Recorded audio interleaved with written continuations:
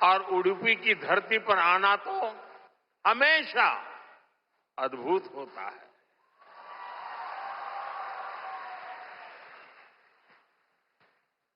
मेरा जन्म गुजरात में हुआ और गुजरात और उडुपी के बीच एक गहरा और विशेष संबंध रहा है। मान्यता है कि यहां स्थापित भगवान श्री कृष्ण के विग्रह की पूजा पहले द्वारका में माता रुक्मिणी करती थी। बाद में जगत गुरु श्री मध्वाचार्य जी ने इस प्रतिमा को यहां प्रस्थापित किया। और आप तो जानते हैं, अभी पिछले ही वर्ष मैं समुद्र के भीतर श्री द्वारका जी का दर्शन करने गया था। वहां से भी आशीर्वाद ले आया। आप खुद समझ सकते हैं कि मुझे इस प्रतिमा के दर्शन करके क्या अनुभूति हुई होगी। इस दर्शन ने मुझे एक आत्मीय आध्यात्मिक आनंद दिया है। साथियों, उडुपी आना मेरे लिए एक और वजह से विशेष होता है। उडुपी जनसंघ और भारतीय जनता पार्टी के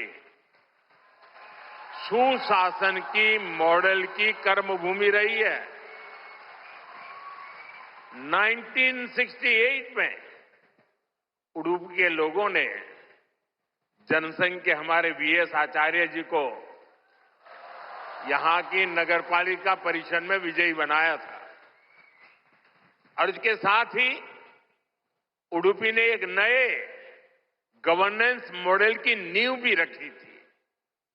आज हम स्वच्छता के जिस अभियान को राष्ट्रीय रूप देख रहे हैं, उसे उडुपी ने 5 दशक पहले अपनाया था।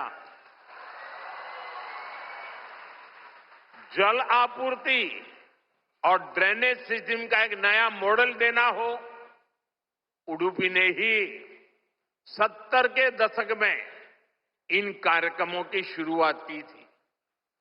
आज ये अभियान देश के राष्ट्रीय विकास का राष्ट्रीय प्राथमिकता का हिस्सा बनकर हमारा मार्गदर्शन कर रहा है।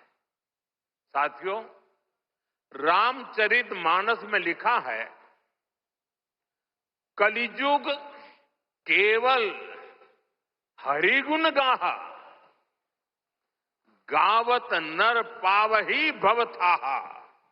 अर्थात कलयुग में केवल भगवत नाम और लीला का कीर्तन ही परम साधन है। उसके गायन कीर्तन से भव सागर से मुक्ति हो जाती है।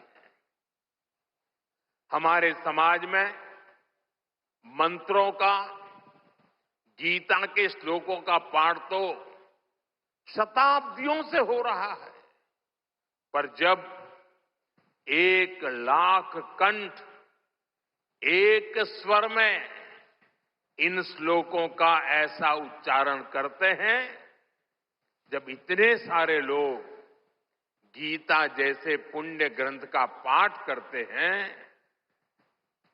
जब ऐसे दैवीय शब्द एक स्थान पर एक साथ गूंजते हैं, तो एक ऐसी ऊर्जा निकलती है जो हमारे मन को, हमारे मस्तिष्क को एक नया स्पंदन, एक नई शक्ति देती है।